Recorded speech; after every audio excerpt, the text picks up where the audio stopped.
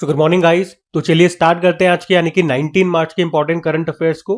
और आज के वीडियो में बहुत सारे इंपॉर्टेंट प्रश्न हम देखने वाले हैं, जिसमें सबसे इंपॉर्टेंट प्रश्न ये रहा आपके सामने कि अभी हाल ही में शहरी कार्गो सेवा शुरू करने वाला पहला मेट्रो रेल कॉर्पोरेशन कौन सा है। तो ये बन गया है दिल्ली। अच्छा, इसका मतलब क्या हुआ, पहले प्रश्न का मतलब समझो। तो अभी तक हम क्या देख रहे थे, मेट्रो से हम यात्रा करते हैं, यानी कि मेट्रो से पैसेंजर्स एक स्थान से दूसरे स्थान पे जाते हैं, जो पैसेंजर हो गए, जो यात्री हो गए, लोग हो गए। लेकिन अब मेट्रो से माल ढुलाई भी की जाएगी। मेट्रो से अभी तक माल ढुलाई नहीं हो रही थी, और ऐसा करने वाली पहली मेट्रो होगी दिल्ली मेट्रो। और इसके लिए अभी डीएमआरसी यानी कि दिल्ली मेट्रो रेल कॉर्पोरेशन ने ब्लू डार्ट कंपनी के साथ समझौता किया है। अच्छा, इससे फायदा क्या होगा? देखो, आपको पता है दिल्ली शहर में पॉपुलेशन बहुत ज्यादा है, ट्रैफिक जाम बहुत रहता है। तो अगर कोई भी सामान, कोई भी माल ढुलाई करनी है एक स्थान से दूसरे स्थान में, तो उसमें बहुत टाइम लग जाता है। तो फिर इसका समाधान ये निकाला गया कि इस सामान को मेट्रो से ही हम ट्रांसपोर्ट करते हैं, क्योंकि मेट्रो शहर में ही चलती है। तो आपको सिंपल सा याद रखना है कि कार्गो सेवा शुरू करने वाली पहली मेट्रो कौन सी बन गई है, दिल्ली मेट्रो। इससे दो तीन फायदे और हो जाएंगे। एक तो ट्रैफिक और प्रदूषण कम होगा, और सामान भी जल्दी पहुंच जाएगा, टाइम से पहुंच जाएगा। अच्छा, ये ब्लू डार्ट के साथ समझौता किया है ना डीएमआरसी ने। ब्लू डार्ट क्या है? ये भारत की एक बड़ी लॉजिस्टिक कंपनी है। ठीक है, तो इंपॉर्टेंट प्रश्न मार्क कर लेना कि शहरी कार्गो सेवा शुरू करने वाला पहला मेट्रो कौन सा बन गया, दिल्ली मेट्रो। फिर अगले प्रश्न में पूछ रहे हैं, अभी हाल ही में भारत के किस राज्य ने राज्य में आने वाले पर्यटकों पर प्रति व्यक्ति 50 रुपए का शुल्क लगाया है या लगाने शुरू कर दिया है?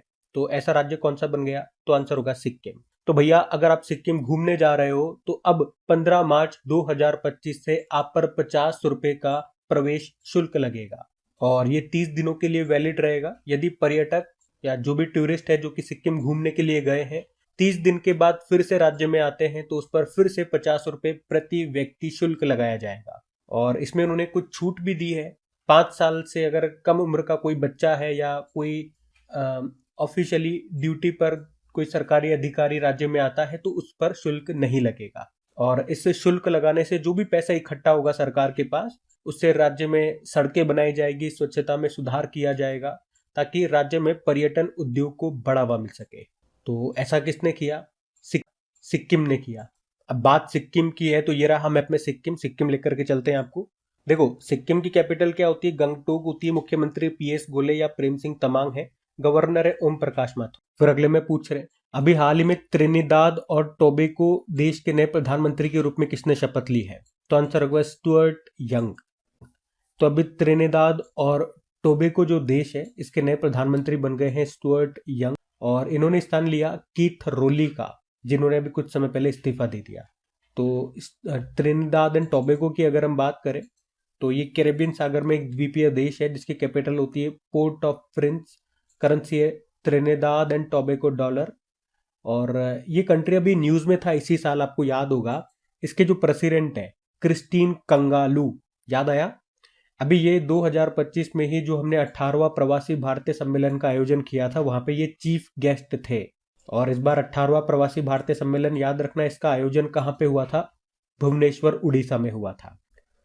फिर अगले में पूछ रहे, अभी हाल ही में किस राज्य ने राजीव युवा विकासम योजना शुरू की है? तो आंसर होगा तेलंगाना ने। तेलंगाना के मुख्यमंत्री कौन है? रेवंत रेड्डी साहब। और इन्होंने ही अभी राजीव युवा विकासम योजना को शुरू किया। क्या होगा इस योजना में?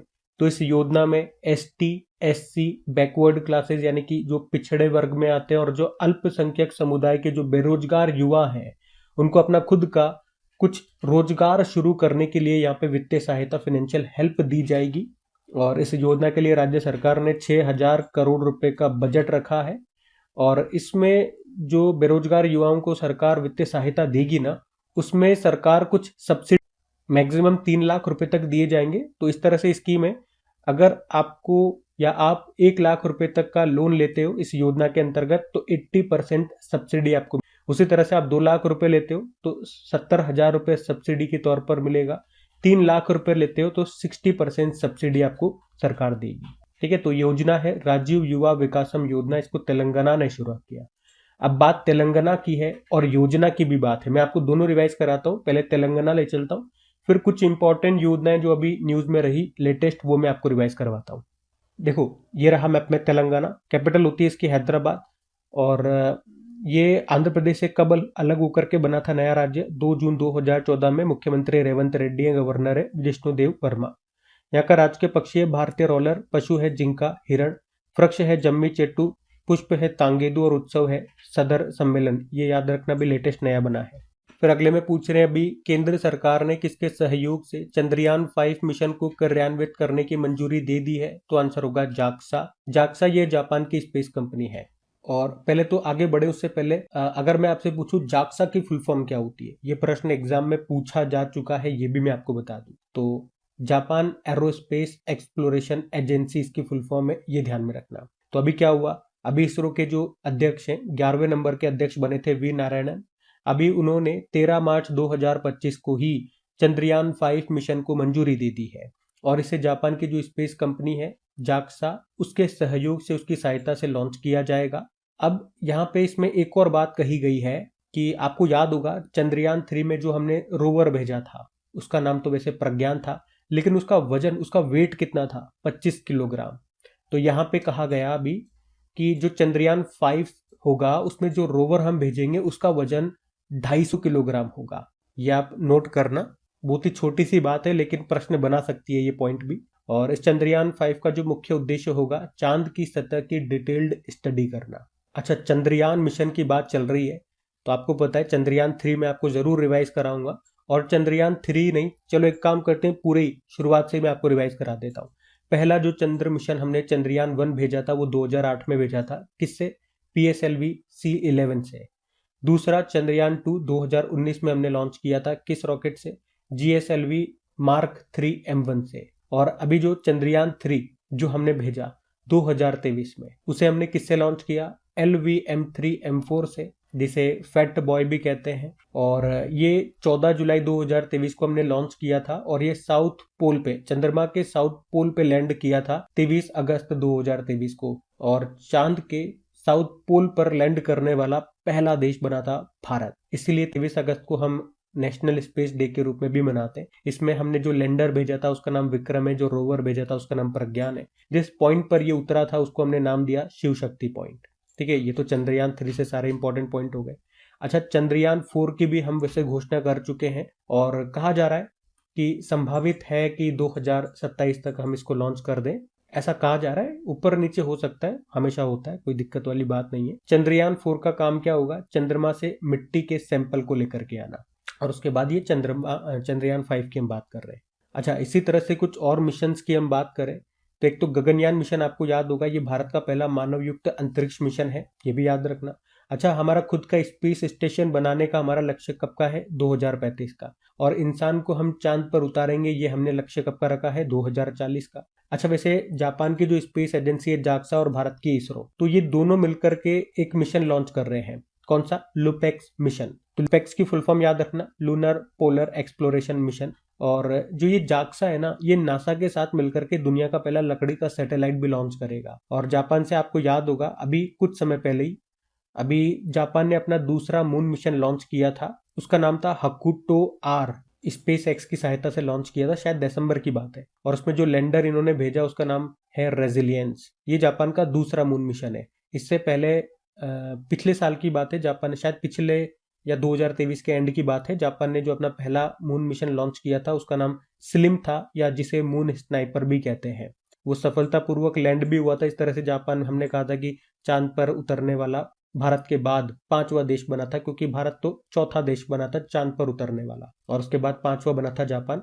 लेकिन स्लिम जो इनका मिशन था उससे इनका संपर्क टूट गया। उसके बाद इन्होंने कहा हम दूसरा मिशन लॉन्च करेंगे, और वो दूसरा मिशन यही है हकुटो R। ठीक है, तो ये सारे पॉइंट्स ध्यान में रखना, सारे इंपॉर्टेंट है। अगला प्रश्न देखते हैं। देखो फिर अगले में क्या पूछ रहे हैं कि अभी हाल ही में पूर्वोत्तर में केसर की खेती को बढ़ावा देने के लिए अभी नेक्टर के स्थायी परिसर की आधारशिला भी कहां पे रखी गई है? तो आंसर होगा शिलोंग में। अच्छा, पहले नेक्टर की बात करते हैं। नेक्टर क्या है? इसकी फुल फॉर्म देखो, north east centre for technology application and reach. इसका काम क्या है? इसका उद्देश्य क्या है? पूर्वोत्तर भारत के सामाजिक और आर्थिक विकास में टेक्नोलॉजी के उपयोग को बढ़ावा देना, और इसकी स्थापना 2014 में की गई थी। ये साइंस एंड टेक्नोलॉजी मिनिस्ट्री के अंतर्गत काम करता है, लेकिन अभी तक इसका कोई स्थायी मुख्यालय नहीं था।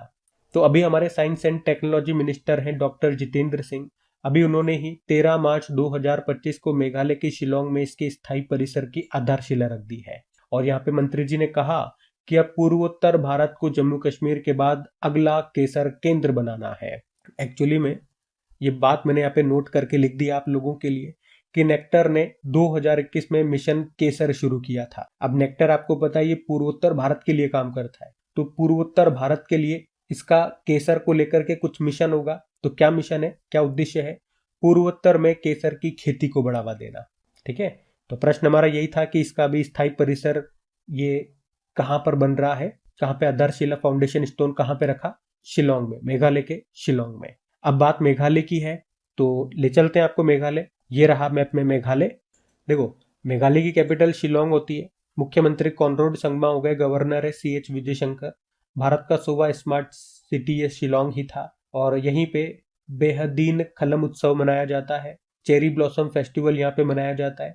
वांगला उत्सव यहाँ पे मनाया जाता है, जिसे 100 ड्रम फेस्टिवल भी कहते हैं। यहाँ पे आपको 3 मुख्य रूप से पहाड़ियां आपको मिलेगी, गारो, खासी, जैंतिया। ये पहाड़ियों की भी नाम है और यहाँ पे ट्राइब्स के भी नाम है। फिर देखो अगले में क्या पूछ रहे हैं कि वर्ष 2024-25 के लिए किसे DSII का दर्जा मिला है? तो सही उत्तर होगा उपर्युक्त तीनों। अब इसे मैं आपको समझाऊं उससे पहले मैं आपको याद दिलाता हूं, अगर आपको याद हो तो हमने पढ़ा था कि RBI ने 3 बैंकों को DSIB का दर्जा दिया था, याद है? अब DSIB क्या होता है साहब? इसकी फुल फॉर्म होती है डोमेस्टिक सिस्टमिकली इम्पोर्टेंट बैंक। और वो 3 बैंक कौन से चुने गए थे जिनको ये दर्जा दिया गया था? State bank of India, ICICI और HDFC। और इन बैंकों को ही अक्सर टू बिग टू फेल के रूप में भी जाना जाता है, क्योंकि इनकी विफलता से, अगर ये विफल हो गए, बैंक कोलैप्स हो गए, तो इनकी विफलता से वित्तीय प्रणाली और हमारी अर्थव्यवस्था को भारी नुकसान हो सकता है। तो DSIB का दर्जा दिए जाने का मतलब हो गया ये हमारे लिए, हमारे देश के लिए सबसे इंपॉर्टेंट बैंक है। हमारी अर्थव्यवस्था की आप एक तरह से कह सकते हो रीढ़ की हड्डी है। अगर ये टूटे तो हमारी इकोनॉमी को, हमारी अर्थव्यवस्था पूरी तरह से टूट जाएगी। तो जिस तरह से बैंकों के लिए ये DSIB होता है, उसी तरह से इंश्योरेंस सेक्टर के अंदर DSII होता है। DSII की full form domestic systemically important insurer. और आपको पता है जिस तरह से भारत में बैंकों को रेगुलेट करता है, कंट्रोल करता है RBI, उसी तरह से भारत में बीमा सेक्टर को रेगुलेट करता है, कंट्रोल करता है कौन? IRDAI। तो अभी IRDAI ने ही 2024-25 के लिए 3 बीमा कंपनियों को DSII का दर्जा दिया है। अब बात मैंने आपको तुलना करके समझा दिया तो आप समझ गए होंगे, है ना, क्या मतलब हो गया इसका। और वो 3 बीमा कंपनियां कौन कौन सी हैं? LIC, general insurance corporation of India और न्यू इंडिया एश्योरेंस। तीनों के मुख्यालय आपको मुंबई में ही मिलेंगे। अब हमने कहा कि भारत में बीमा कंपनियों को रेगुलेट करती है IRDAI। IRDAI के बारे में आपको बताता हूँ। वैसे कल भी मैंने आपको बताया था इसके बारे में। फुल फॉर्म होती है insurance regulatory and development authority of India. और इसकी स्थापना एक बार एग्जाम में पूछी जा चुकी है, 1999, याद रख लेना। किस समिति की सिफारिश पे इसकी स्थापना की गई थी? मल्होत्रा समिति। ये प्रश्न भी एग्जाम में आ चुका है, अब आपको याद होना चाहिए, ये मैंने आपको बता दिया कई बार। इसका मुख्यालय हैदराबाद में है और इसके वर्तमान में हेड है देबाशीष पांडा। और अभी बजट में हमने पढ़ा था कि इंश्योरेंस सेक्टर में FDI को 74% से बढ़ाकर 100% कर दिया है। और इंश्योरेंस से ही कल भी एक करंट अफेयर्स का प्रश्न हमने पढ़ा था, क्या कि भारत की पहली निजी पुनर्बीमा कंपनी कौन सी बन गई है, यानी कि री इंश्योरर कंपनी कौन सी बन गई है? तो आंसर होगा वेल्वेटिक्स कंपनी, जो कि बंगलुरु की कंपनी है। ये भी इंपॉर्टेंट प्रश्न रहेगा, इसको भी ध्यान में रखना। अगला प्रश्न देखते हैं। फिर अगले में पूछ रहे हैं, अभी हाल ही में वित्त मंत्री जो है हमारी निर्मला सीतारमण जी, इन्होंने PMIS मोबाइल एप्लीकेशन को अभी लॉन्च किया है। ये PMIS का मतलब क्या है? तो आंसर होगा प्रधानमंत्री इंटर्नशिप स्कीम। तो अगर हम पहले बात करें, ये जो प्रधानमंत्री इंटर्नशिप योजना है, स्कीम है, ये क्या है? तो ये पिछले साल, यानी कि इसकी घोषणा केंद्रीय बजट 2024-25 में की गई थी। क्या है इस योजना का लक्ष्य, क्या है इस योजना का उद्देश्य? अगले 5 सालों में टॉप 500 कंपनियों में 1 करोड़ युवाओं को इंटर्नशिप के अवसर प्रदान करना। इसमें अगर आप इंटर्नशिप करते हो तो कोई भी इंटर्न है मान लो, तो वो 12 महीने के लिए होगा और उसको हर महीने 5,000 रुपये दिए जाएंगे और उसके अलावा 6,000 रुपए का वन टाइम ग्रांट यानी कि एकमुश्त अनुदान भी दिया जाएगा। और वैसे इस योजना को पायलट प्रोजेक्ट के तौर पर 3 अक्टूबर 2024 को शुरू किया गया था। ये केवल 12 महीनों के लिए, मैंने आपको बता दिया। और अभी हमारी जो वित्त मंत्री है निर्मला सीतारमण जी, फाइनेंस मिनिस्टर, अभी इन्होंने इस योजना के लिए ये PMIS प्रधानमंत्री इंटर्नशिप स्कीम मोबाइल एप्लीकेशन को लॉन्च किया, ताकि इच्छुक जो भी उम्मीदवार हैं, जो भी कैंडिडेट है, तो उनके लिए रजिस्ट्रेशन और आवेदन प्रक्रिया को इसके थ्रू सरल बनाया जा सके। यही इस एप्लीकेशन का उद्देश्य है। तो एप्लीकेशन के माध्यम से मैंने योजना के बारे में आपको बता दिया, तो वो याद रखना। अगला प्रश्न देखते हैं। फिर अगले में पूछ रहे हैं कि अभी हाल ही में पहले अंतरराष्ट्रीय मास्टर्स लीग 2025 का खिताब किसने जीता? तो आंसर होगा इंडिया मास्टर्स ने। इंटरनेशनल मास्टर लीग 2025 की हम बात कर रहे हैं, और ये इंपॉर्टेंट हो जाता है क्योंकि ये इस बार इसका पहला संस्करण है। 22 फरवरी को शुरू हुआ था, 16 मार्च तक ये चला। इसमें जो रिटायर्ड हो चुके क्रिकेट प्लेयर्स हैं ना, वो इसमें हिस्सा लेते हैं।